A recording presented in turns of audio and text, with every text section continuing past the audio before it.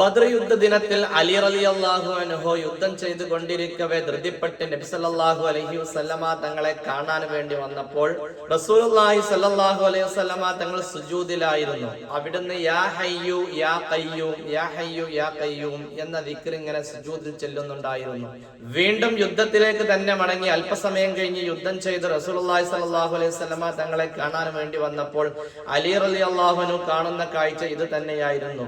മൂന്നാമതും റസൂലുള്ളാഹി സ്വല്ലല്ലാഹു അലൈഹി വസല്ലമ തങ്ങളെ കാണാൻ വേണ്ടി അലി ഇബ്നു അബീ ത്വാലിബ് റളിയല്ലാഹു അൻഹു വന്നപ്പോൾ നബി സല്ലല്ലാഹു അലൈഹി വസല്ലമ തങ്ങൾ സുജൂദിൽ കിടന്ന് അല്ലാഹുവിനോട് യാ ഹയ്യു യാ ഖയ്യൂം യാ ഹയ്യു യാ ഖയ്യൂം എന്ന ഈ ദിക്ർ ഇങ്ങനെ ആവർത്തിച്ച് ദുആ ചെയ്തു കൊണ്ടിരിക്കുകയായിരുന്നു.